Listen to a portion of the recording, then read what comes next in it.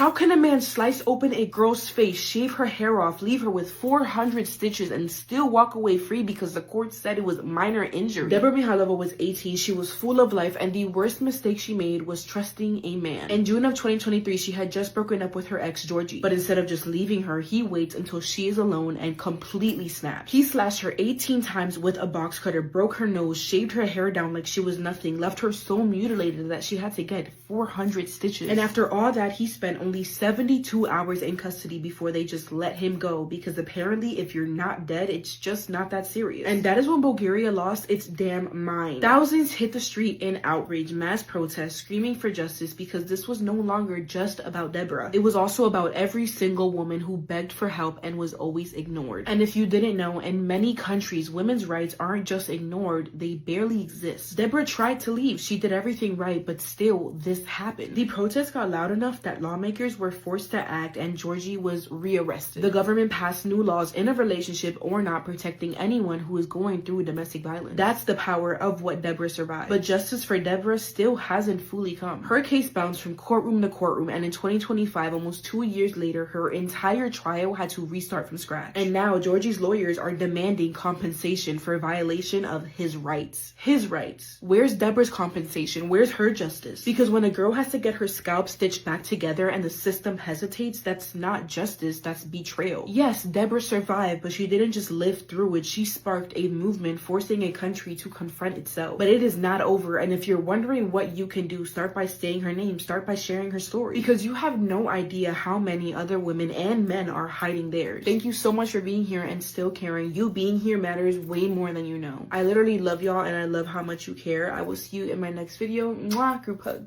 She had no idea that she gave a fake phone number to a serial killer.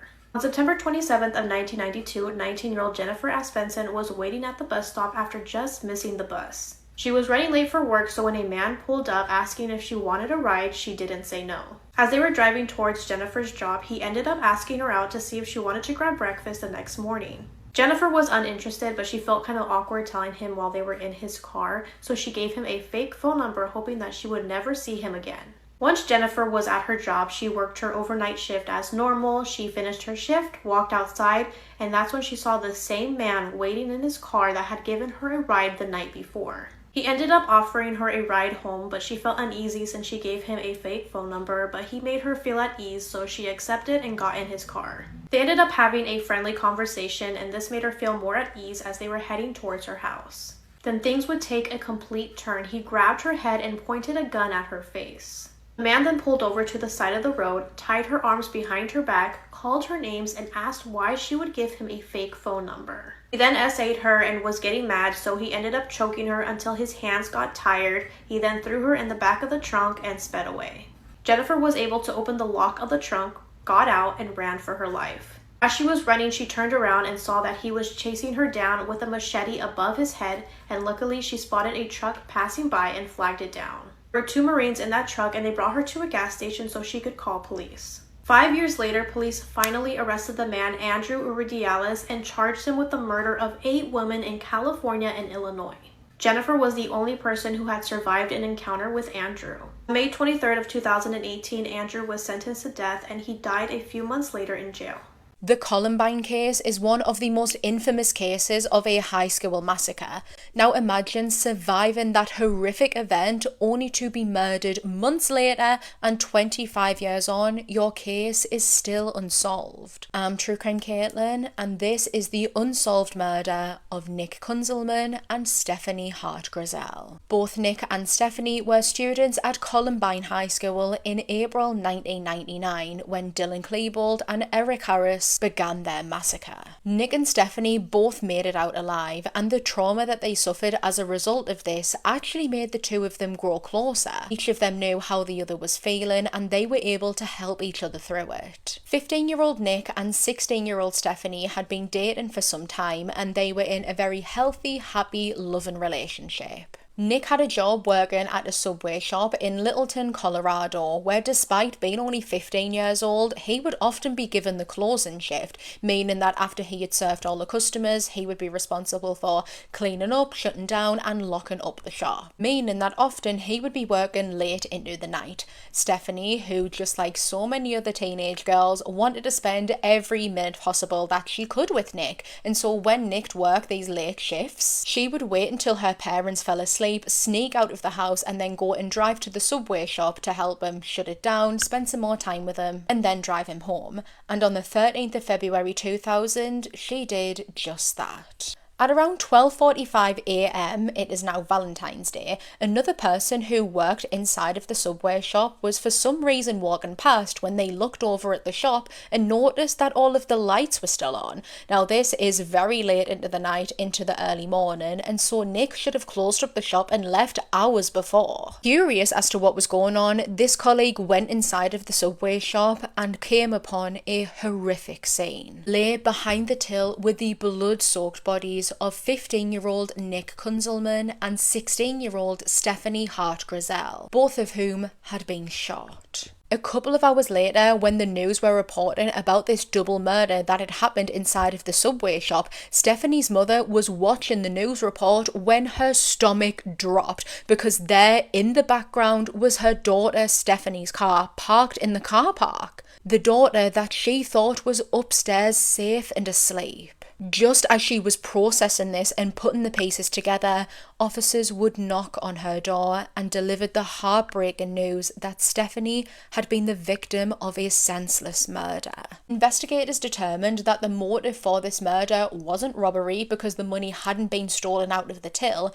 Instead, they landed on it being drug violence. Apparently, this Subway was known to be a place that, alongside selling sandwiches, also sold drugs from the shop, and that Stephanie and Nick, who were probably unbeknownst to this, were in the wrong place at the wrong time. To this day, 25 years later, this double murder case is still unsolved. She thinks she's running away with her boyfriend at this point, but she could not be more wrong. It's like watching a horror film in slow motion. It was summer 2024 in stunning Lafayette in Tennessee. Trinity Bostic was a stunning 17-year-old girl from the area. Super close with her family, doing really well in school. She loved classic cars, and I feel like she got that off her dad because he worked in that industry. She really loved her life. She had everything that you could ever have wanted. So that's why it was so out of character when one day she just vanished. She'd literally been with her dad that same morning, working on cars with him, and didn't seem off at all. She seemed in good spirits, and then just kind of up and left. Her family were obviously super worried by this because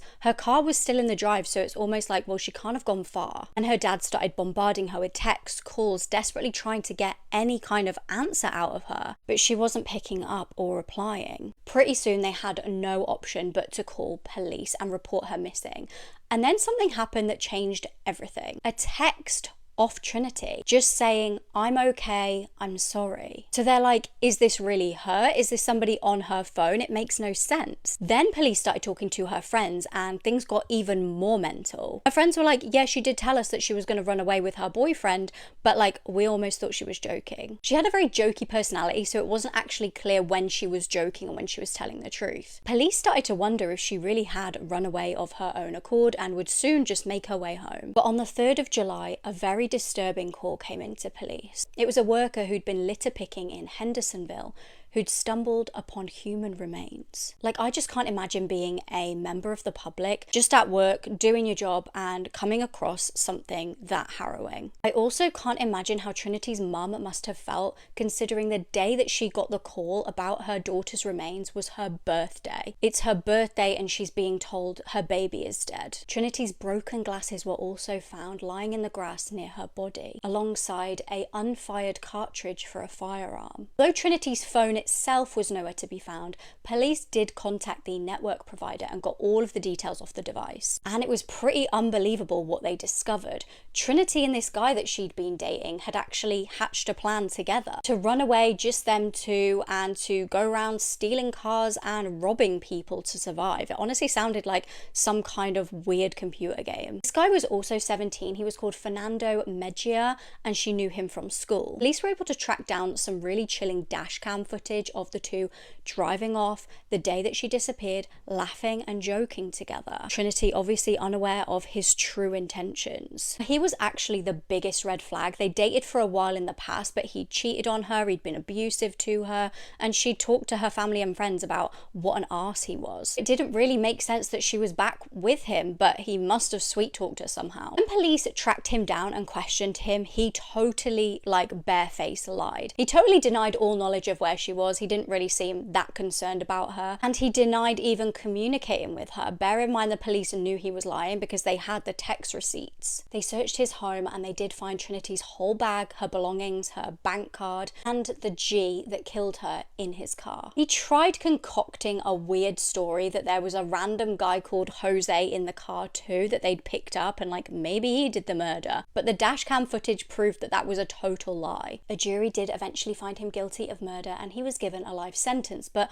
one thing that really just bugs me is like, why? Why the hell did he do this? What was his motive? He's actually never spoken out about why he did it. Let me know what you think, and if you want more cases like this, I post a brand new episode on my podcast, The Born Investigation, every single week. This story just broke my heart. A 19-year-old influencer just fell to her death mid-air because she unbuckled her own harness during a parasailing ride. Her name is Tijana. She was on vacation in Montenegro just enjoying her summer break. She was a student and an influencer, so she had agreed to do this parasailing ride for free in exchange for filming a promo video to help boost tourism. And right before takeoff, she was in a good mood. She was seen waving at her friends. No one, and I mean no one, was expecting what was about to happen. Within just moments of Tijana jumping off of the boat, you can see her floating up to the sky. And then out of nowhere, Tijana starts screaming, put me down, help me. And in the next few seconds, while she's 150 feet over the ocean, she does something that nobody can explain. She starts unbuckling her own harness, and then she just falls, plummeting straight into the water below from the sky, and nobody could save her. I'm not gonna show you what happens next, but the witnesses saw everything. They were right there. And ever since, nobody can stop asking,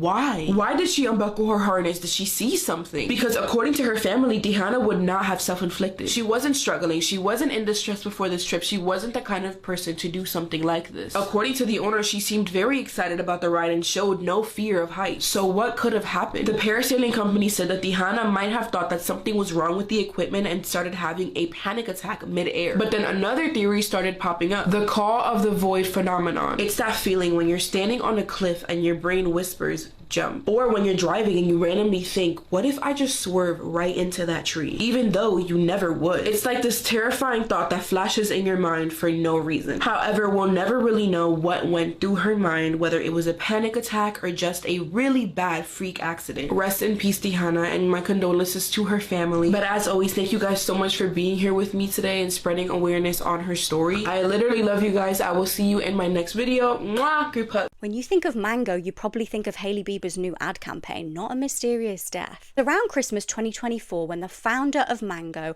Isaac Andich, went on a hike with his son, Jonathan. The pair were up a cliff at Montserrat Natural Park north of Barcelona. And it was just the two of them. Now, Isaac was 71, so like fair play to him for going on a hike. Suddenly, out of the blue, he plunged almost 300 feet to his death. Police raced to the scene and tragically they could not save him, and obviously his son Jonathan was there and tried to explain to police what happened. He was like it was a terrible accident. He said he was walking off ahead as his dad was taking some pictures or something off the edge. He heard the sound of displaced rocks, turned to see his dad had fallen. Police were like, okay, yeah, it sounds like a tragic accident, until this new evidence came to light. The judge has said there is significant evidence to suggest that the death may not have been accidental and that Jonathan may have played an active and premeditated role. So what is this new evidence? Well, documents claim Jonathan asked his dad for inheritance while he was still alive, and it's alleged that police have seen WhatsApp messages where Jonathan expressed, quote,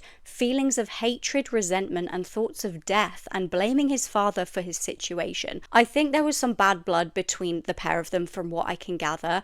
I think that Isaac had given Jonathan a bit more responsibility within the company Mango, and then had taken it away for some reason. reason. Witnesses claim that Jonathan found out in 2024 that his dad was going to change his will and give money to people in need. According to them, the hiking excursion was Jonathan's idea so that they could speak alone about this. It's also alleged that Jonathan visited that exact hiking trail numerous times in the run-up to the actual hike. Apparently on the 7th, 8th and the 10th of December, even though he told police he'd only visited once before. And police did this like reenactment of the slip. I don't know how they did it without anybody dying, but they claimed that a footprint left at the scene and the way the body fell was inconsistent with a slip. Police found that Isaac fell feet first, as though on like a slide, not like a forward fall. He had no injuries on the palms of his hands like you might expect if somebody was trying to grab onto the rocks and save themselves. And Jonathan had also, remember, told police that his dad had stopped to take some photos,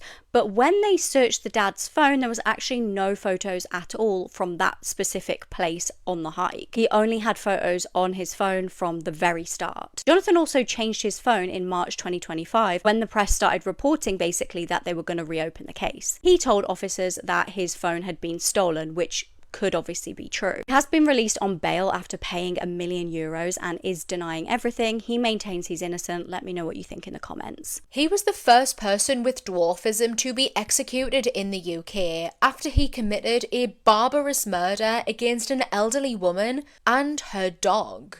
I'm True Crime Caitlin, and this is the murder of Ruth Clarkson. On the 22nd of June 1936, police in Lancashire received a concerned phone call from some neighbours. They were calling as they were worried because they hadn't seen or heard from their 74-year-old neighbour Ruth in a couple of days, and more so, they hadn't heard a peep out of her dog, which was very strange. Her dog was always barking, and so at first its silence was deafening and then concerning. Officers would arrive at number 56 Clayton Street in Nelson, Lancashire to perform a welfare check on Ruth.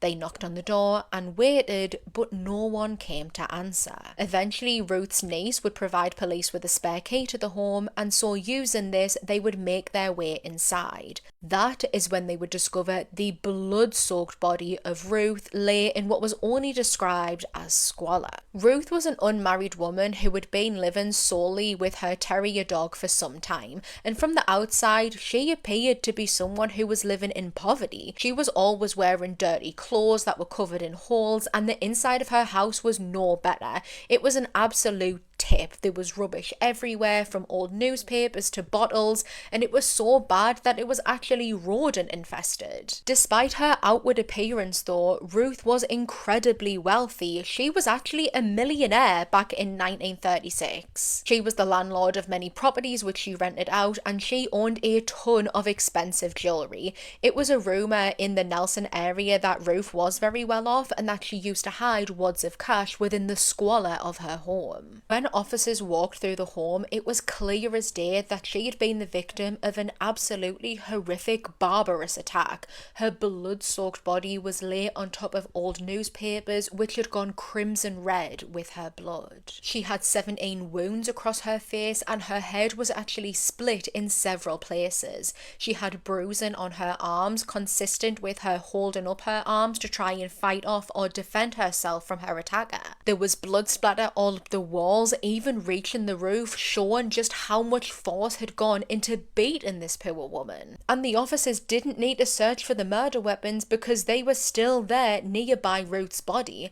The killer had used a tire lever, an iron rail and a plank of wood to mercilessly beat 74-year-old Ruth to death. As the officers continued searching around her home for evidence, they would discover her beloved dog, who had also clearly been beaten, hanging from her bed with a length of twine. Police conducted door-to-door inquiries, and from this they got their most promising lead. A local petty criminal, Max Mayer Haslam, had been going around selling some old Victorian jewellery that very clearly wasn't his. Max was born in 1913 and had a very considerably rough upbringing. He was born with dwarfism and also had some sort of bone disease, meaning that he couldn't actually walk until he was 9 years old. old. He rarely attended school, and so because of this he didn't really learn how to socialise or learn how to make friends because of the very harsh times back then, and so it was very hard for him to try and find work. He began his life of petty crime from a very young age. He would steal oranges to feed himself, but as he grew older, his crimes began to escalate. He would spend many years going in and out of workhouses and eventually prisons. He was actually released from a workhouse on the 30th of May, and only 20 days later, he would go on to sadistically murder Ruth Clarkson. After committing the murder, Max tried to enlist the help of one of his friends because he needed help moving Ruth's body. He offered this friend £200, which now would be about £1,400, trying to get this friend to help move Ruth's body from her house to a nearby swamp, but obviously her body was found in her house, so that didn't happen. He had been splashing the cash that he had stole from Ruth in a local pub, getting increasingly drunk. When he was arrested, he had fresh scratch marks on his head, blood on his boot, and a little nick on his hand, which was consistent with the dog trying to bite him. His trial began in December 1936 at Manchester Assizes, where after a 2-day trial, the jury would take only 1 hour to find Max Mayer Haslam guilty of the murder of Ruth Clarkson. On the 4th of February 1937 at 9:15 a.m, Max would be hanged at Strangeways Prison, making him the first person with dwarfism to be executed in the UK. After crashing his car, this 19-year-old stayed on the phone with his dad until he suddenly said, "Oh shit," and was never heard from again. On May 13th of 2008, 19-year-old Brandon Swanson went to a small party with friends and fellow classmates to celebrate the last day of spring semester at Minnesota West Community and Technical College. It was a great time. He had a couple drinks and enjoyed himself. Around 10:30 p.m., Brandon left and went to another friend's house in Canby, Minnesota, had another drink, but his friend stated that he didn't look intoxicated and he didn't stay for long. But none of Brandon's friends knew that this would be the last time they would ever see him. When Brandon left Canby, he took the back roads because he wasn't too familiar with the rural Minnesota roads. Normally he would have taken Highway 68 because it was a straight shot to his home in Marshall, Minnesota, but maybe he was avoiding police since he had been drinking that night. Even if Brandon wasn't intoxicated, maybe he still wanted to avoid police and getting pulled over. While he was driving on the unlit, winding back roads, he ended up turning on another gravel road and ended up in a ditch. Brandon was unable to get his car to move out. He was uninjured, so he stepped out of the car and he wanted to see if there was any damage on his car, but there wasn't. Around 1:15 a.m., Brandon tried calling his friends for help, but no one answered, so he ended up calling his parents and told them that he was somewhere between Marshall and Lind. His parents left their home in Marshall just before 2 a.m. to go and try to find Brandon. They headed towards Lind as Brandon had directed them to, and his father believed he knew where Brandon was located. Since it was so dark out, Brandon flashed his car lights, hoping that they would see him and find him quickly. After some time, Brandon decided that he was just going to walk to his parents. He could see lights and believed that it was the city of Lind. Brandon stayed on the phone with his parents while he was walking, and the call did drop several times, but his parents were able to call him back every time. While Brandon was walking, he decided to cut across some farmland. Since it was early spring, the crops were not too high yet, and he felt like he could see despite the darkness and being blind in one eye. He also mentioned to his dad that he could hear running water. Around 3:30 a.m., Brandon Lee suddenly yelled, "Oh shit," and the line went quiet. His parents continued to try to talk to him as the call hadn't dropped. They hoped that maybe Brandon had just fallen down and he was looking for his phone and he would be able to hear his parents' voice, but sadly that was the last time they ever heard from their son. Brandon's parents, Annette and Brian Swanson, continued to drive around the area they believed their son was at. Hours later, they still weren't able to find Brandon and he hadn't tried to call them back, so they decided they needed to call police. Unfortunately, the police were no help. They told Brandon's parents that he had a right to be missing because he was a legal adult. The police believed that Brandon was willfully missing and out having a good time, but that wasn't the case. It wasn't until later that day that the search for Brandon began. The search took place around Lind, the last place where Brandon was said to be, and they couldn't locate him or his car. Finally, phone records were obtained, and it was revealed that Brandon was actually closer to a town called Porter, about 25 miles away from where he thought he was. Brandon's scent was caught by a bloodhound, and that dog brought searchers down to the Yellow Medicine River. One of the main theories was that Brandon had fell into the water and drowned. To some, it seemed unlikely because if Brandon would have fell in the water with his phone would have stopped working instantly, but it continued to work. And Brandon seemed like he was aware that there was water nearby, so he probably wouldn't have gone in that area. Further proving that Brandon wasn't in the water, the dog was able to track his scent on the other side of the river. A second search was conducted months in the fall, and Brandon's scent was found on farming equipment, but the farmer refused anyone to search his property. The mystery of what happened to Brandon is still unsolved to this day. Many people believe that maybe he did fall into the water and drowned, or maybe he died from hypothermia, or maybe he was unalived in those fields, or maybe he was even abducted by aliens. The search still continues for him, so what do you think happened? You know how sometimes when you're trying to go to sleep and your brain makes you think of the most terrifying thing possible? Well, for me, I'm always reminded of the hundreds of people who have gone missing in national parks and have just never been found. Like, what do you mean someone can be here 1 second and the next they are gone forever? I'm specifically talking about the disappearance of Dennis Martin. And if you want to lose sleep tonight, stick around and let's talk about it. This is Dennis Martin. He was only 6 years old and just 6 days shy of his 7th birthday when he disappeared in the Great Smoky Mountains National Park. He was this energetic, mischievous little boy who loved the outdoors. On Father's Day weekend in 1969, Dennis, along with his older brother Douglas, their dad William, and their grandpa Clyde all took off for what was supposed to be a fun camping trip celebrating the dads. They took off for the Great Smoky Mountains National Park, and this Father's Day weekend camping trip was a tradition for the Martin family, but this would be the very first time that Dennis would be camping overnight. Every year prior, he'd been just a little bit too young to tag along, but this year, being 6 years old, almost 7, he finally got to go, and he was really excited about it. So the first day of the trip started off great. The Martin family hikes from Cades Cove to Russell Field, which is a pretty big hike, and that's where they set up camp for the first night. They woke up early the next day and hiked to Spence Field, which is near the Appalachian Trail. And at this point, things were still going good. The family picked this spot to set up camp because there were a few other families camping in the area who all had kids. So all the kids kind of bonded together and pretty much just spent the whole time playing together. At around 4:30 p.m. on June 14th, 1969, Dennis and his brother were playing hide and seek with some of the other kids when they got this fun idea to try and scare all of their parents. They all decided to split up and hide in the bushes surrounding the trail so that when their parents walked by, they could jump out and hopefully scare them. So Dennis made his way behind a nearby bush, but nobody really thought that he would actually be able to scare anyone because he was wearing this bright red t-shirt, so you could easily see him behind the bushes. Now, the kids thought that they were all being sneaky, but Dennis's dad William could all see them crouched behind the trees. At first, he even saw Dennis, but over the next 5 minutes or so, one by one, the kids would jump out from behind the bushes, and slowly but surely, all of the kids returned back to the campsite. All except for one. For some reason, Dennis never jumped out from behind the bush, and he never made it back to the campsite. Literally within minutes, he was gone. His dad tried not to freak out, but Dennis was nowhere to be found, so he immediately started searching for him. He ran down the trail that they were on for nearly 2 miles, at least until the point where there was no way that Dennis could have made it that far by himself on foot. William searched for any sign of his son and screamed Dennis's name until his voice gave out, but Dennis seemingly vanished into thin air. Since this was 1969, there weren't just cell phones lying around in case of an emergency like this, so he had his dad, Clyde,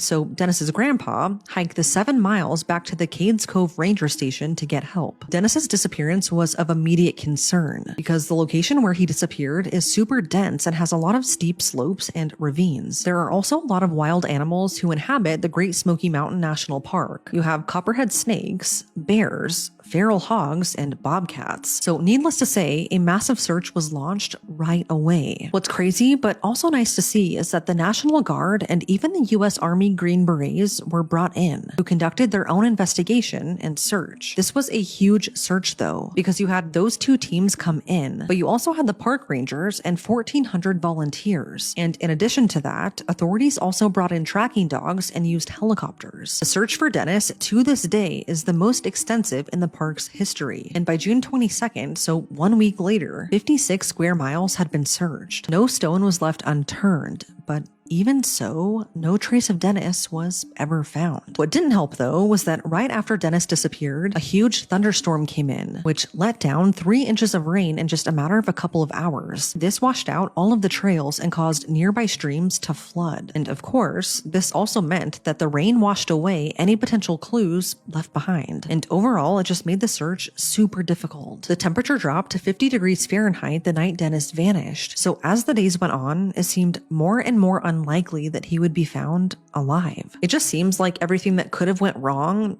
did, which is so sad. But authorities were able to find one thing that really stood out before the rain completely washed it away: a set of footprints. More specifically, a set of footprints starting from near where Dennis disappeared, leading all the way to a stream, and then they stopped. What's super odd, though, is that the tracks indicated that one foot was barefoot, while the other foot was wearing an Oxford, which was the type of shoe that Dennis was wearing. Authorities tried brushing this off, saying that the footprint belonged to a Boy Scout who was helping in the search for Dennis, but a retired park ranger who was also helping in the search said no. That's not true at all. He believed these prints belonged to Dennis because, for one, the tracks were not a part of the group's search, and two, none of the Boy Scouts who were out searching were barefoot, so that theory didn't even make sense. Search efforts continued for a while, but sadly, after finding absolutely no trace of Dennis, the search was officially called off on September 14th, 1969. It's really sad to me that he spent his 7th birthday out there all alone and lost. But shortly after his disappearance, people started coming forward about weird things they had seen in the forest around the time Dennis disappeared. One was a man named Harold who was camping with his family about 5 miles away from where Dennis went missing. So taking it all the way back to that day, roughly an hour after Dennis disappeared, Harold and his family heard a blood-curdling scream coming from the forest. Shortly after, they saw a rough-looking, unkempt man who they described as almost feral hiding among the trees. Then the man took off running up the trail near where they heard the scream coming from. And what really stood out to them was that this man was carrying a bright red piece of clothing over his shoulder, and it looked very similar to the shirt Dennis was wearing when he went missing. Harold told the police all of this, but ultimately, authorities didn't have enough evidence to link this sighting to Dennis's disappearance. Given the rough terrain and the fact that this was about 5 miles away from where Dennis was last seen, and given the short amount of time that had passed from when he disappeared to when this scream was heard, police don't believe this is connected, although it is very strange.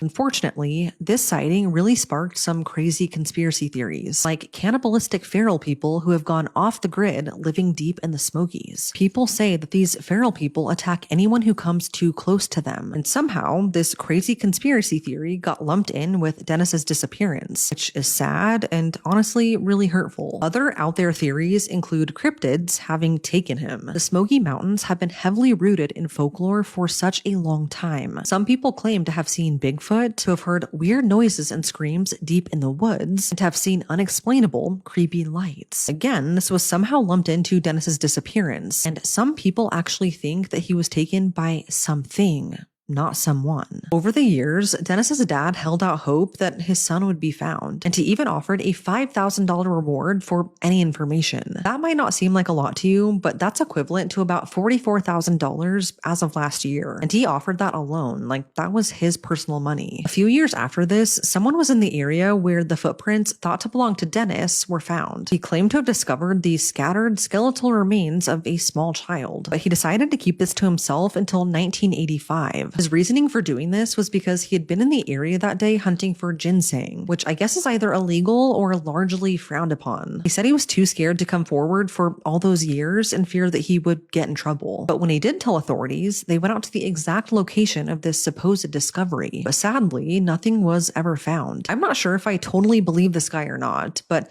if he was telling the truth, it just sucks that he waited so long, because all sorts of things could happen to bones like that out in the wild, especially over long periods of time. One of the biggest reasons people think Dennis was never found was because of the sheer size of the search party. Remember, over 1,400 people showed up to help, which on one hand is amazing, and I'm sure the Martin family was super thankful. But on the other, authorities say with that many inexperienced people, they could have easily stomped over potential evidence and destroyed it without even knowing. When it became clear that no one was going to find him, the National Park Service amended its policy on searches for missing people. people. Instead of trying to maximize the number of searchers, they now focus on smaller search parties of trained professionals. I 100% agree with that change, but in this specific case, I find it so weird how there were that many people there searching for him pretty quickly after he disappeared, yet no one found a single thing. To this day, we don't know what really happened to Dennis Martin, but there are a few theories. Theory number one is that he got lost accidentally while trying to find a better hiding spot that day and just died of exposure. Or maybe he fell and got hurt, but he was just too deep in the woods or somewhere in a deep crevice where he was just never found. Park rangers think that if this is the case, he likely didn't survive long after the first day with the weather conditions, and they all think that this is the most probable theory. Theory number two is that Dennis was attacked by a wild animal and was carried off somewhere. I mean, we've already established that some dangerous animals do live where he went missing, but I feel like some sort of evidence would be found if this happened, like torn clothing, blood, or things like that. But nothing like this was ever found. And finally, theory number three is that Dennis was met with foul play, that maybe he was abducted and taken out of the park by a stranger. The Martin family really believes this theory, like it's the only one that makes sense to them. I mean, that would explain why there was absolutely no evidence left behind, and it would back up the odd sighting of the unkept man that Harold saw. But I don't know. It's cases like this that really keep me up at night, because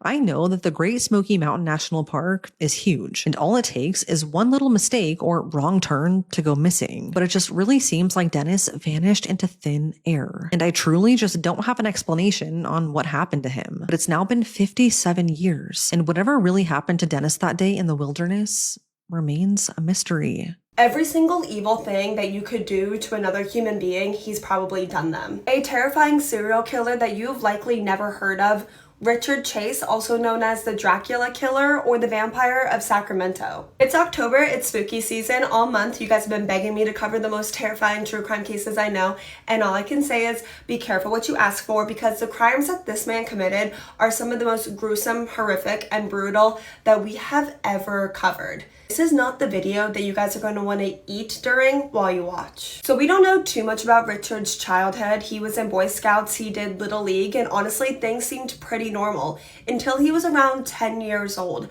when he began to torture and kill animals. As a teenager, Richard began to experiment with mind-altering substances, but he still seemed and looked like a normal dude. He had friends, he had a couple girlfriends, but he wasn't able to keep any of these relationships going for very long because Richard had trouble performing in the bedroom.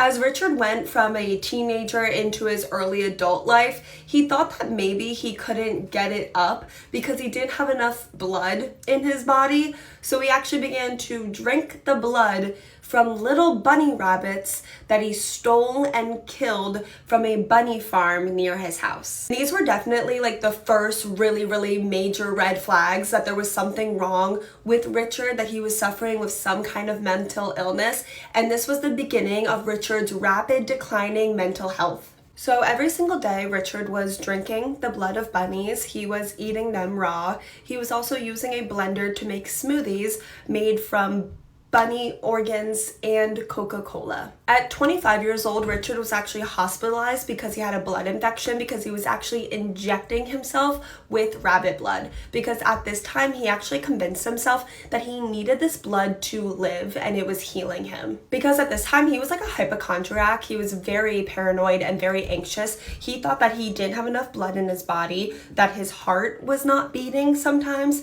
that his stomach was upside down, and these are just to name a few of the things that he thought.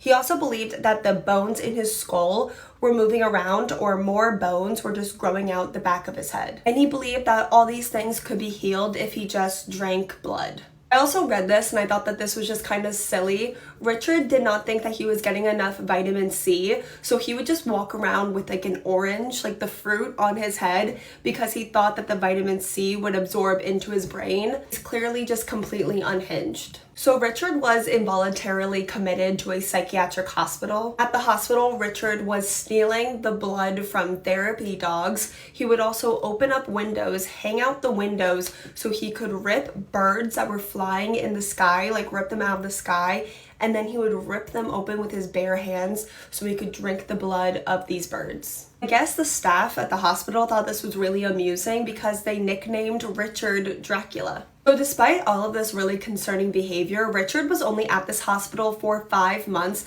before the hospital released him. Some staff at the hospital were really adamant against Richard's release because they thought that Richard was a danger to himself and others, and obviously they were really right. Also at this time, Richard was just like not taking care of himself at all. Like he used to be like conventionally attractive, and then he just like stopped any kind of hygiene, stopped brushing his teeth or showering. And pretty much as soon as Richard was released, he escalated from torturing, killing, drinking, eating bunnies to the dogs and cats of his own neighbors. And if he was unable to steal one of his neighbor's pets and he felt like he needed to because the bones in his head were moving, he would just go buy a dog or a cat. And there was one time where he actually bought 2 puppies to do these horrific things to. He was actually so out of his mind that there was this one point where he actually called one of his neighbors to let them know that he had just stolen their dog out of their backyard and he had, you know, like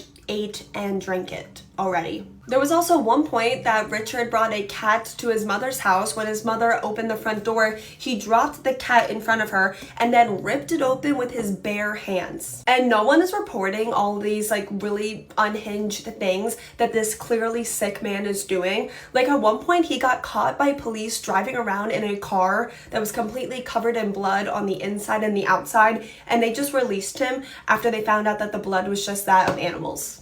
Because no one was reporting the unhinged things that Richard was doing, he was also able to buy firearms. And Richard was using these firearms without a care in the world, just open fire while he's driving by in drive-by shootings. And this is actually how Richard took his first known victim, who was a husband and father of 2 named Ambrose Griffin, and he was just helping his wife take in groceries when Richard just drove by and shot him. It's also around this time that Richard began to escalate again, and he began to break into just people's houses, not to rob them, just purely to scare them. But Richard would only break into people's houses if the door was unlocked, because he thought that that was like an invitation that he was allowed in, and if the door was locked, that meant he was not welcome. So this is your reminder to go make sure that your doors are locked right now. This is how Richard broke into the home of David and Teresa Wallen. So David was actually supposed to be home, but he was late getting home from work because his car had broken down on the way home,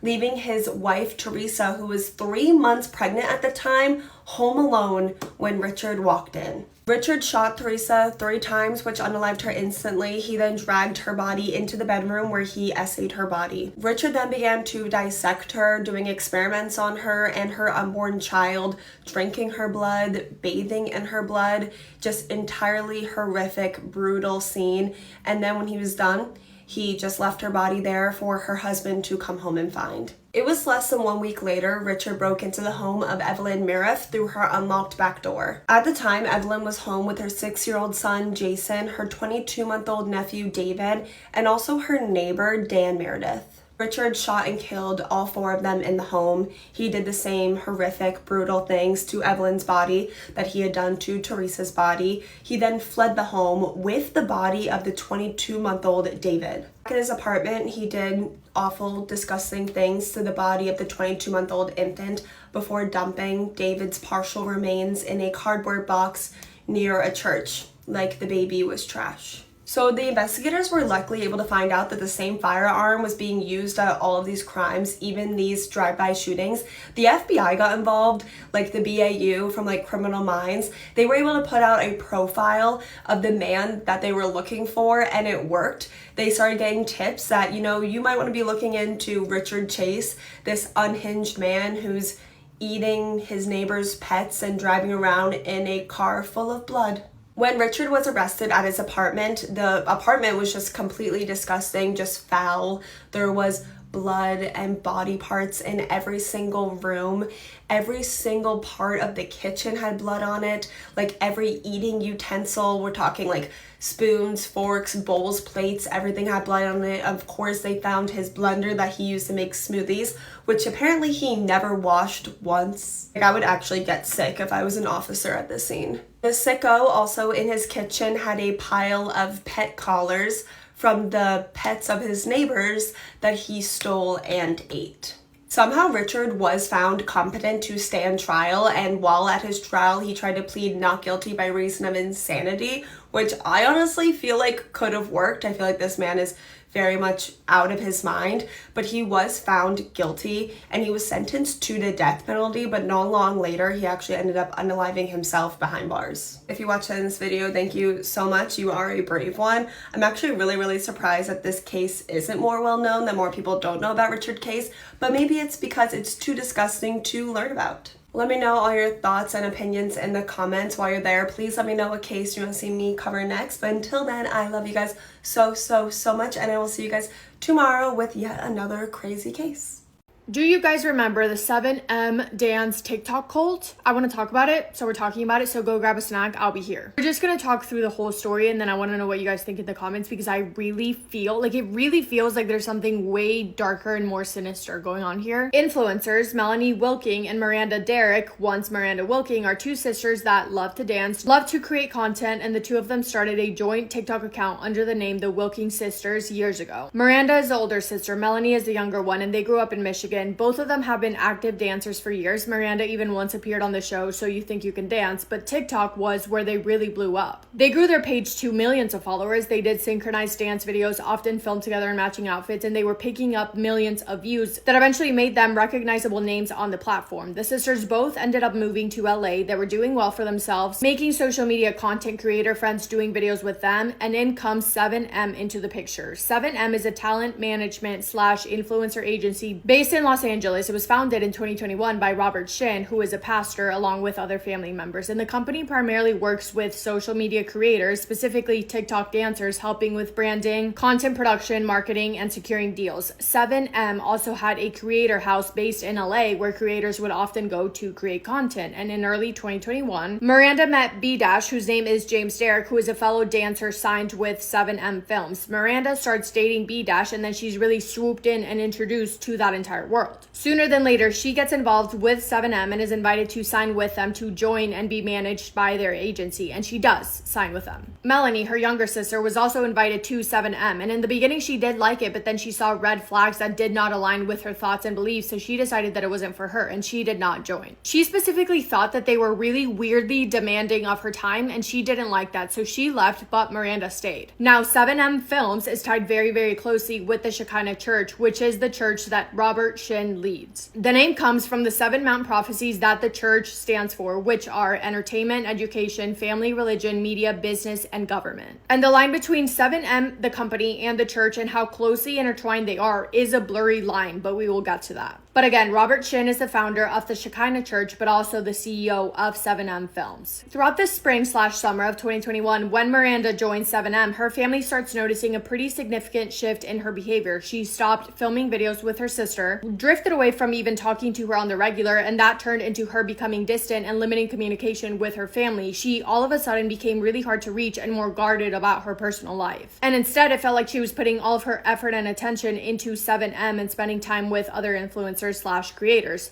Right off the bat, Miranda's sister Melanie, along with their parents, were unsure about 7M, but I think the real first red flag came in January of 2021 when Miranda canceled on going to her grandfather's funeral last minute, telling her family that she wouldn't be able to go for reasons that she could not explain. And that was really unsettling, and it was also the start of Miranda showing signs that her family was no longer a priority. Around this time as well, she starts shifting her professional work on social media towards 7M's management style, so she changes her look and even the style of her videos. Then a couple of days after missing the funeral, her parents end up flying to California to talk to her, and Miranda the entire time seems extremely disconnected towards them. According to her family, after that visit, she completely cut off contact with them. She moved without telling her family where she moved to. She changed her phone number, and that was the last time that her parents saw her for a while. And then in September of 2021, she marries her boyfriend B- without telling her family members. Her family later says that they were not invited, they did not know about it, and only found out after the fact, which was a huge turning point. Because making that big of a life decision without telling her family members was so out of character for her. Her going no contact with her family members continues progressively for an entire year until their communication dwindles down to absolutely nothing. And by February of 2022, her family had grown so concerned about how much 7M had changed Miranda that that they turned to social media. Melanie and her parents turned to Instagram, pleading for contact with Miranda. And this is really when the story became public and fans of the Wilkins sisters realized that one, they were no longer together, that they had not spoken, and that two, Melanie and her parents had reason to believe that Miranda was being controlled by 7M. They said flat out that they thought that 7M and the Shekinah Church forced Miranda to cut off contact with them, saying that she blocked them on absolutely everything. They talk about how she missed the grandpa's funeral, how she had her grandma blocked on social media, and they say that every time she came up with an excuse as to why she couldn't talk to them or see them earlier on when they had been speaking, she would make weird comments and excuses that made it sound like she did not have control over her actions, almost as if she needed to get permission from someone to be able to do what she wanted to do. And when they would ask her further about it, she would just say things like, "You won't understand, you won't get it, I can't explain it to you." And they say that that kind of behavior started when she got involved with 7M, which her family refers to in the video as a religious group. And in that video, by the way, it's very, very clear that their intentions in making the video is not to say anything negative about Miranda at all. It's very clearly, we love Miranda, we care about her so much, we're so worried about her, we miss her, and we need help because she is under someone or something's control and something is not right. Because the way that she was acting could not be further away from the person that she is, or I guess maybe the person that she was. When this comes out, both Miranda and her husband James both go online to try and shut it down, saying that they are not underneath anyone's control, that they are the only people responsible for making their own decisions, and that they are fine, that 7M is fine and normal and purely professional. Miranda also stated on social media that joining 7M was something that was good for her, something that she wanted to do, and she described being a part of it as going through some sort of spiritual awakening. Around this time, people on the internet begin to speculate about how 7M Films and the Shekinah Church are so closely tied together because Robert Shin is pretty much the founder of both. And members from the church start coming out and saying that the 7 mandates that Robert teaches at the church, entertainment, education, family, religion, media, business, and government, are also enforced within 7M Films. And they say that 7M is a very, very religious group that follows the same ideas and beliefs that are preached at the church. Those allegations are later shut down by Robert, 7M Films, and the church, all claiming that rumors were just rumors and that people were wrong about all of their assumptions online. But when the Wilkins family's video on social media obviously went viral, other family members from dancers who were also involved in 7M start coming out saying, "Whoa, this happened to us too. Our friend or daughter or son also joined 7M and they have also completely stopped talking to us too." One of those people was a really close friend of James B.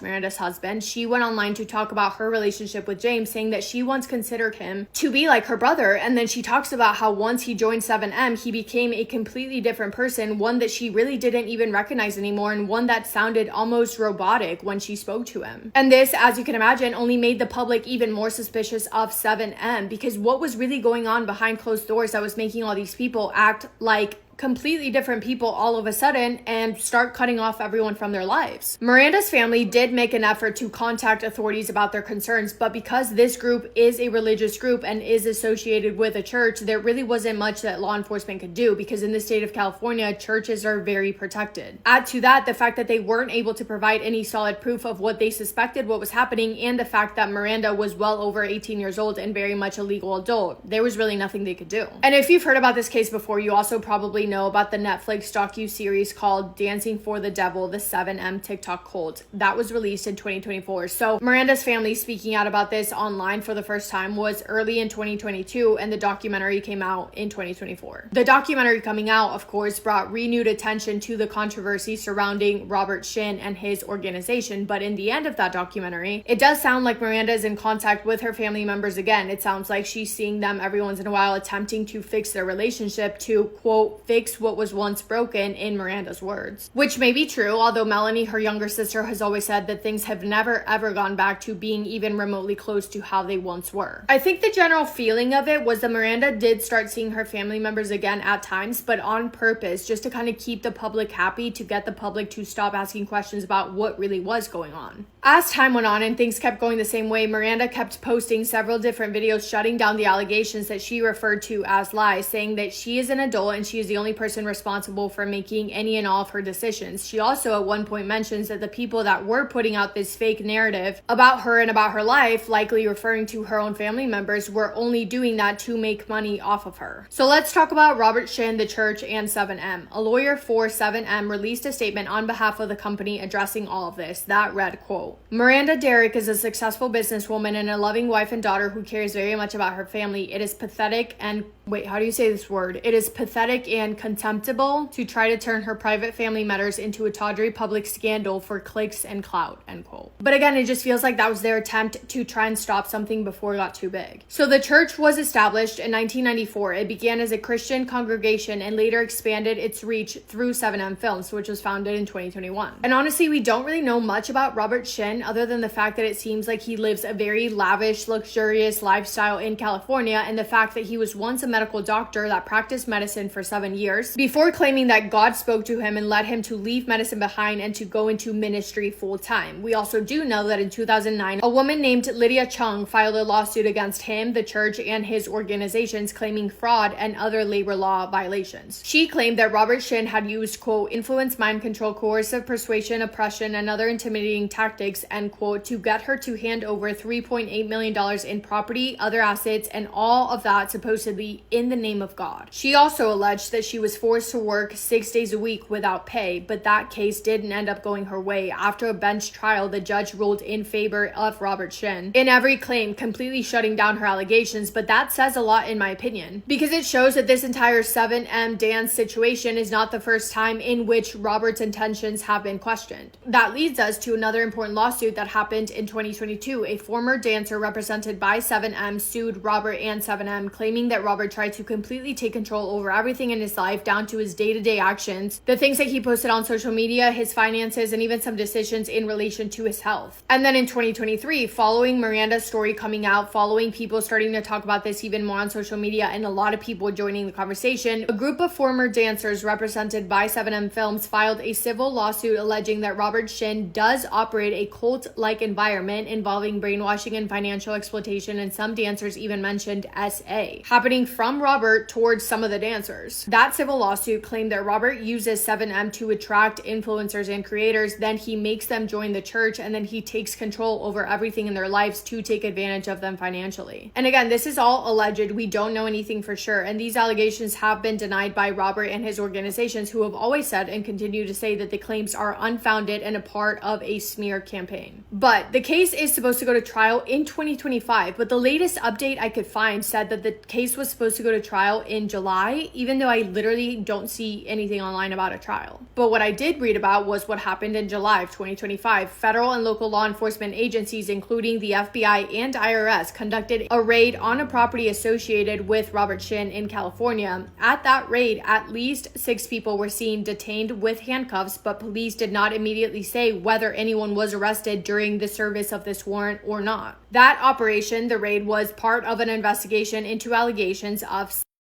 money laundering, tax evasion, and other financial crimes linked to Robert Shin and his businesses. As of now, from what I could find, no criminal charges have been filed against Robert Shin, and he is denied doing any wrongdoing. The investigation remains ongoing, and an investigative reporter said that everything coming out about Robert is, quote, just the tip of the iceberg, end quote. People have also very recently noticed that it looks like all social media accounts from Miranda, James, and other 7M dancers have been wiped off the internet, which does make sense because this is an ongoing investigation. But I guess we'll just have to see what happens. But I really feel in my gut that there is so much more about this that we do not know. And I'm honestly, frankly, quite scared to figure out what comes out. But yeah, that's all I have for today. Let me know your thoughts on this entire case, and let me know if you have seen that Netflix documentary. And yeah, we'll keep an eye on this. But thank you for spending time with me today. I hope you guys are having the best day. If not, go do something to make it the best day. Make somebody happy, and I will see you in my next video. Massive kiss on the forehead to every single one of you.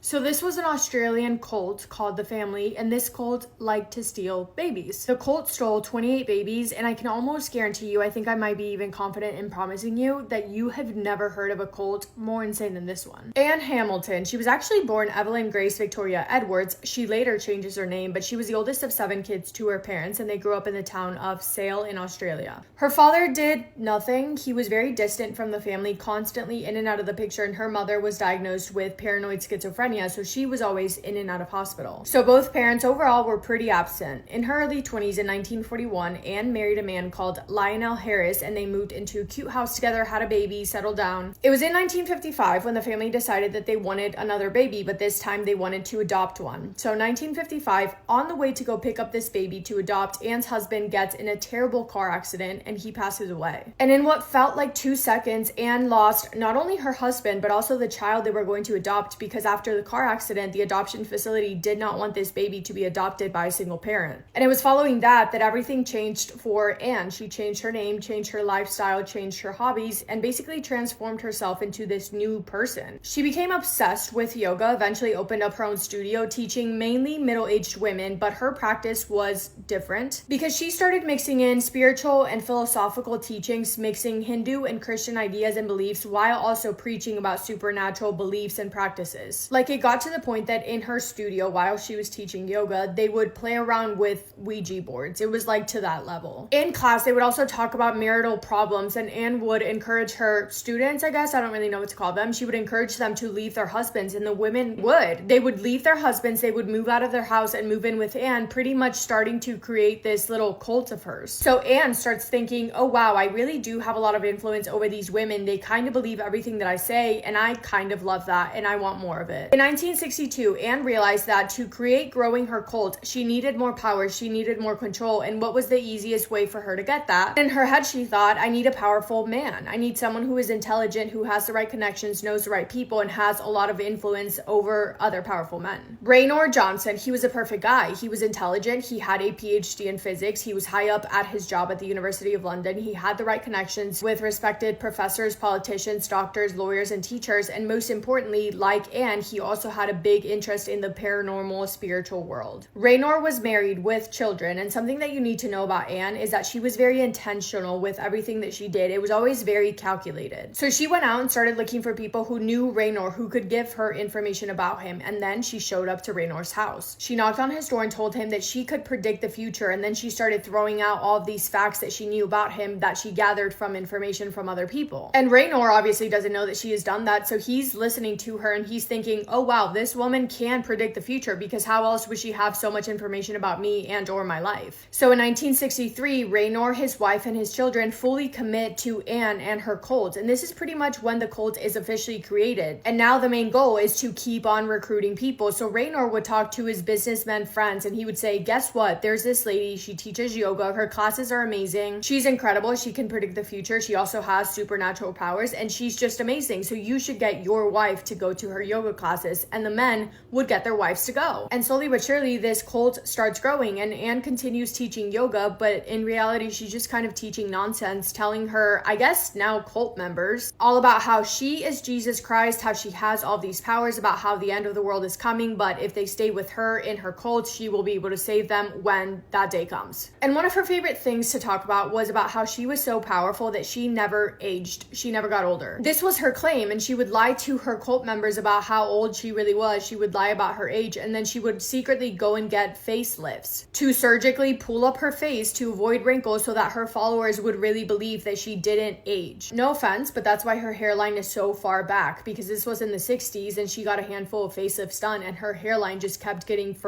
pushed back further and further every time. So there's that. But Anne and Raynor decide that it's time to name the cult, and are you ready to hear the name they picked out? They named it the Great White Brotherhood. Yeah, I don't really know how they came up with that one, but they did. More and more people of power keep joining the Great White Brotherhood. And again, this was a very calculated move for Anne because she uses that to her advantage. So for example, some of these were doctors, and she would get these doctors to get her substances so she could feed to the other cult members to make it easier to brainwash them, because they would start to hallucinate and then they would believe everything that was coming out of Anne's mouth. That was only one of the things that she did with the substances, but secondly, she would use these substances to purposefully make her members very ill without their knowledge, and then she would stop giving them the substances and then they would get better, and she would claim that she healed them because she has healing powers, because she was the female reincarnation version of Jesus Christ. One of the doctors that Anne met was an older lady named Joy, and Joy was the owner of a psychiatric hospital. Anne managed to brainwash her, and when Joy passed away, in her will, she left her psychiatric hospital to Anne. Do you see where this is going? Because you hear this and you probably think, this is insane. It's so easy to say, well, why didn't the cult members just leave? If they didn't want to be a part of the cult anymore, why did they not just walk away? And the answer to that is that they could not. Usually it's already so difficult to try and leave a cult in the first place, but in this case, Anne made it 10 times harder. Because if someone talked about leaving or threatened to leave, Anne would say that they were crazy, and she would get doctors, members of her cult, to sign off on papers to admit that person to her psychiatric hospital against their will. Yeah, if you want to leave, too bad. Anne is going to convince everyone that you've lost your mind, that you've gone crazy. You will get sent to the hospital where people will think that you're crazy. You will be fed medications and substances that you do not need. You will be given treatments that you don't need, sometimes even surgical procedures, full-on surgeries that they did not need, until they eventually started to really lose their minds a little bit. And she didn't only do this with cult members, she actually did it anytime that it was convenient for her. In 1968, Anne meets a man called Bill Byrne, and she falls in love. She wants to marry him. However, Bill is married, he has a wife, but he does really also take a liking to Anne. So what does Anne do? She gets her cult member doctors to sign off on papers to get Bill's wife admitted to the psychiatric hospital against her will, and just like that, she's now out of the picture. And her and Bill start dating, and then they get married, and this cult just continues to grow. We don't know exactly how many people were in the cult at its peak, but we know that it was at least 500 people. 500 people brainwashed, manipulated, and completely underneath Anne's control. Back in 1962, Anne had purchased a house in Ferny Creek, and to keep control of this cult, she obviously wants them to all be as close together as possible. So her followers start purchasing homes in the same area right next to Anne's. One person does, and then another, and then another, and then another. And it's so sick and twisted, but they slowly pretty much start building this little community of their own. And her followers, some were doctors, other were lawyers. They were well-respected people, and they had money, and Anne wants more power, more control. So then she makes it a rule that every follower or member, whatever you want to call them, everyone had to give 10% of the money that they made to Anne. And it got to a point that she was worth $50 million because she was collecting money from so many people. She buys a house in New York, she buys a house in London, she buys a house in Hawaii because she could afford it. Now we get to the point in the story in which the cult began stealing babies, because remember, Anne claimed that the end of the world was coming, and when it did, everyone and everything would be wiped off the earth, but her and her cult members, they would be okay, because remember, she is Jesus Christ herself, and she would be able to save them. However, afterwards, they would have to recreate their own population of people, so they needed to prepare for that. So in the early 1970s, Anne changes the name of the cult to The Family. And first, of course, just flat out takes any baby that is born within the cult. If a cult member was living with them and they were pregnant, Anne would just take the baby after they gave birth and just say that it was hers. But not only that, she would also put her psychiatric hospital to use yet again. When a patient would be pregnant, the doctors would help the woman give birth, and immediately after, as soon as that baby was born, the mother's eyes would be covered with a pillow so she could never even see her baby. And then the baby would be removed, taken, and stolen by Anne. And afterwards, the members in the cult that were lawyers would forge birth certificates and list Anne as the biological mother. Anne Hamilton stole 14 babies from her psychiatric hospital and 14 from her cult members, adding up to a total of 28 stolen babies. All of those children would be raised to believe that Anne was their biological mother, even if their real mother was in the cult, coexisting with them, watching them grow up. Oftentimes as well, to avoid questions, Anne would walk around for months wearing a fake pregnancy belly, pretending that she was pregnant so that people wouldn't be confused when she showed up out of nowhere with a newborn baby. And when she would show up with 3 new babies, she would just say that she gave birth to triplets. She would also dye the children's hair bright blonde so they would look more alike, to further make people believe that they really were siblings. 28 children were born into the cult of The Family, and Anne bought yet another house that was isolated and bigger to be able to raise these children in. And she would also have what she called aunties helping her raise these kids, because of course she didn't want to do it on her own. She kind of wanted to push that responsibilities to somebody else, and sometimes those aunties would be the children's real mothers, but they had no idea. I mean, the moms knew obviously, but the children had no idea that they were being raised by this auntie, when in reality she was literally their real mom. The way those children were treated is horrific. It is truly inhumane, and of course there were rules that they had to follow, and if they didn't, they would be punished. I'll talk about some of the rules first, and then we'll go into some of the punishments. But the kids always had to wake up at 5 in the morning. First thing in the morning, they would be weighed to make sure that they were not gaining weight. Mind you, these are children. They had to practice 1 hour of yoga. They had to listen to Anne's preachings on tape. They had to chant. They had to meditate. They had to do physical exercise. All of that they had to do before they were allowed to eat breakfast. And then they would do more exercise, more meditation, more chants, and then schoolwork. The kids were not allowed to speak unless they were specifically given permission. They also had strict rules, first of all, on who they could or couldn't speak to, as well as on what exact times they would be allowed to use the bathroom. The children were only given basically enough food to barely stay alive. This included pieces of fruit and steamed vegetables. And if they misbehaved or failed to follow the rules, then they would be punished. And I want to make it clear that misbehaving was whatever Anne would decide it to be. So for example, if one of the babies was not allowed to use the bathroom at a certain time, but they needed to use the bathroom, so they went in their pants, that would be considered misbehaving. Or if a child gained weight, mind you, these are growing children. They are young. They're obviously going to be gaining weight, but if they did, that would be considered breaking a rule. Oh, and also, by the way, these rules would be changed every single day, so the kids would be breaking the rules without even knowing that it was a rule to begin with, because that rule was created that same day. But some of the punishments included being restricted from food and water for days, to the point that kids would sometimes eat plants and grass because they got to be so hungry. They would be given ice cold baths, their heads would be placed under water, their hands would be placed on open flames, and the children as well as the adults would be given substances to the point where some of them would sit on the ground and stare at nothing for hours because they were so out of it. There were also other physical punishments that I'm not going to go into detail about, but just to give you an idea, one of the kids had the nickname Zebra Stripes because he had so many scars and markings from the punishments that he endured. And when one of them was being punished, all of the others were forced to watch, and if they looked away, then they would be punished next. This cult was operating from the early 1960s into the 1980s, but soon, finally, things would come crashing down for Anne. And the reason why actually came from within the cult, because some of the adults started wanting to leave the cult, and there was only so much that Anne could do to try and stop them, but a few of them did manage to leave, and some of those would begin talking to the media a little bit about this mysterious cult and what their experiences were like. And the kids as well were growing up. The oldest kids were teenagers at this point, and these teenagers had grown up under Anne's control. It was all that they knew, but the older that they got, the more they began to rebel, sneaking out of the compound at night and going and talking to real people in the real world. The public was slowly but surely catching on, and the people were so suspicious about what Anne was really doing, and it got to the point where one time police officers were sent out to investigate. However, there was one tiny little room in the house that was dug out, like a space behind the wall, and Anne called it the hole.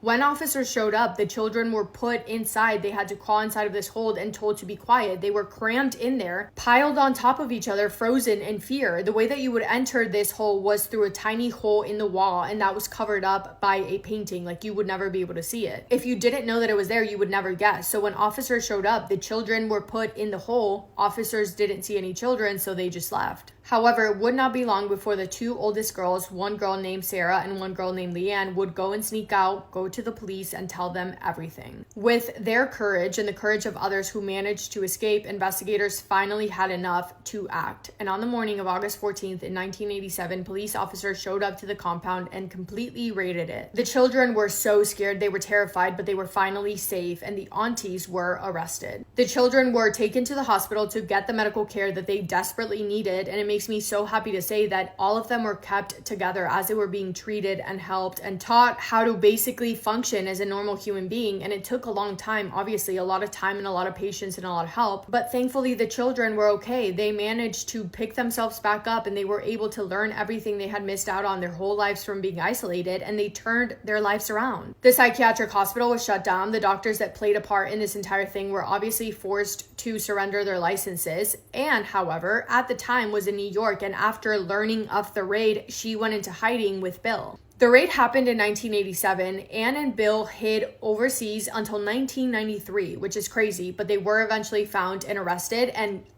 this is going to make you guys so angry. When Anne was finally caught, people were expecting her to face serious charges because she had illegally taken babies, forged documents, and subjected children to years of cruelty But when prosecutors were beginning to build up this case, they ran into a problem that most of what Anne had done had happened decades earlier, and at the time there were not clear laws in place to cover what she had done. For example, the children were brought into the family because they were stolen. Doctors and lawyers loyal to Anne helped her falsify birth certificates and adoption papers. That was illegal, but proving exactly who did what and being able to tie that directly to Anne in court was proving to be extremely difficult. The kids had been moved around, paperwork was either hidden or destroyed, and some witnesses that were still loyal to Anne still refused to talk. Because of that, the only thing that prosecutors could prove were fraud-related charges, aka falsifying documents and making false declarations in order to obtain the children. So in 1994, Anne pled guilty to making a false declaration, and she was fined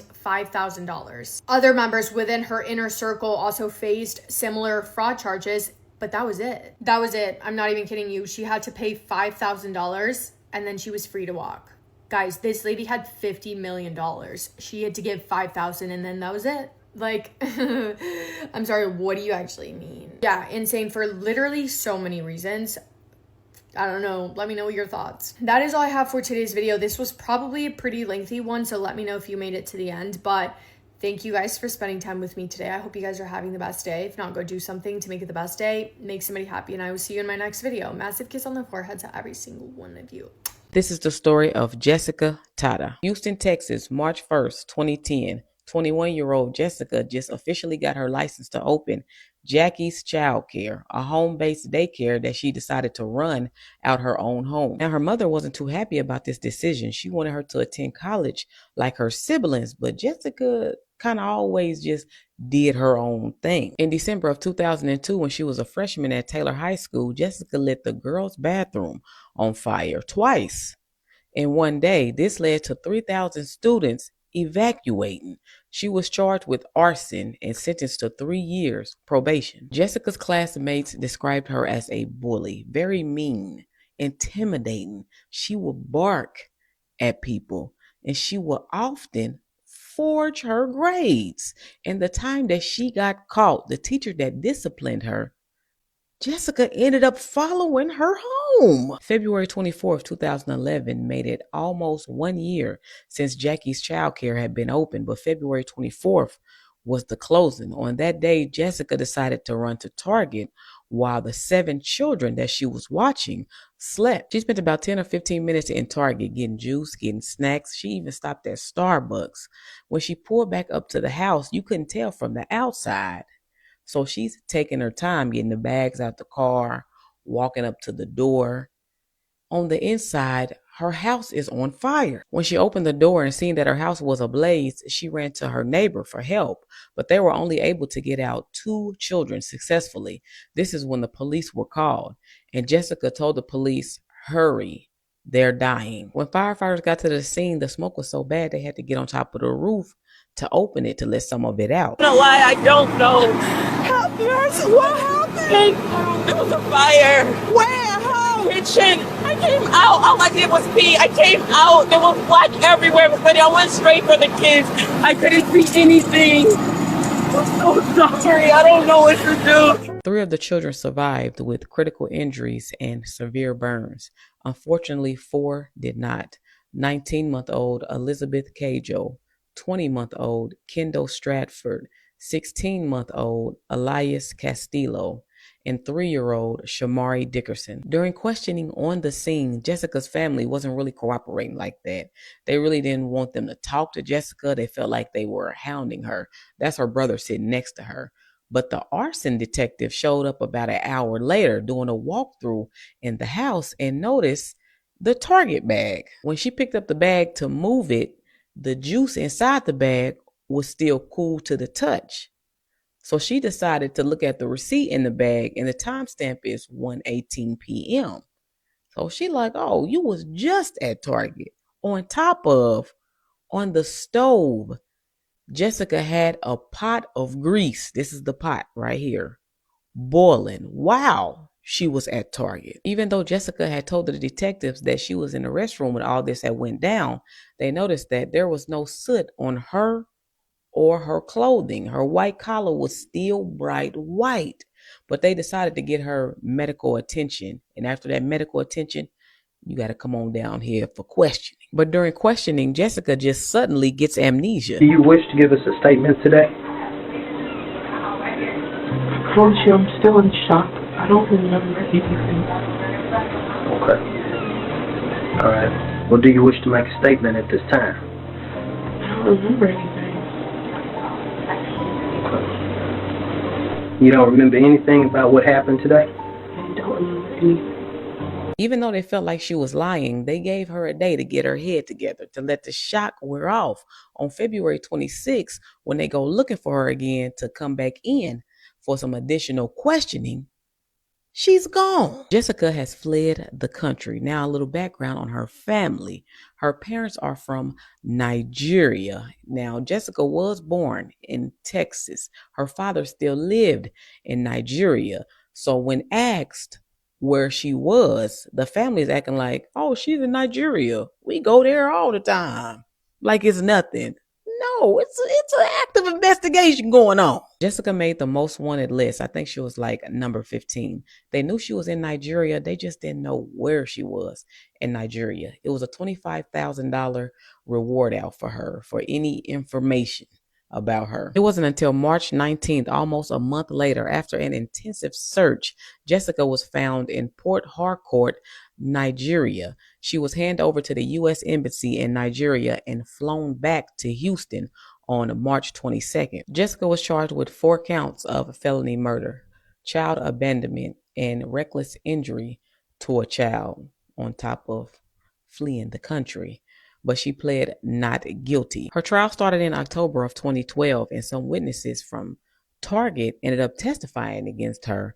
The Target manager said that he seen Jessica that day, and it didn't seem like she was in a hurry. It seemed like she did that all the time, left the kids by themselves. And another Target employee said that she asked Jessica to take a survey, but Jessica said that she couldn't because she had grease on the stove and she had to get back home, so she would take it another day. It also came out during her trial that Jessica lied on her Texas Department of Family and Protective Services application trying to open up her daycare. She never disclosed her arson charge. She checked no when asked about prior criminal history, but ain't that what background checks is for? Maybe I'm tripping. Maybe it's because she was a minor. I don't know. But the department said if they would have knew that, she would have never gotten the license to have a daycare. Now, what threw me for a loop with this case is Jessica was only tried and convicted for 16-month-old baby Elias. And they say that this was a legal strategy to focus on one strong case so they can secure a conviction and get a significant sentence without a massive trial covering all 7 victims. Ms. Tata, please stand. Verdict. We, the jury, having found the defendant, Jessica Tata, guilty of felony murder, assess her punishment at confinement in the institutional division of the Texas Department of Criminal Justice for 80 years and assess a fine in the amount of $10,000. She was sentenced to 80 years with the possibility of parole after 30 years. And then all her other charges got dismissed. With the 3 other babies, their charges got dismissed because they said it would have been an emotional toll on the family. So do the family agree to this too? Because that's crazy to me. I see if they said 80 consecutive years. But 80 years with the possibility of parole after 30 years? She was only 22 when she got arrested. I understand that it'll be an emotional toll and, some family members don't want to relive that. But I don't know. I don't know if I'd be cool with that. Rest in peace to these babies, man. How y'all feel about that, Yellow Tape?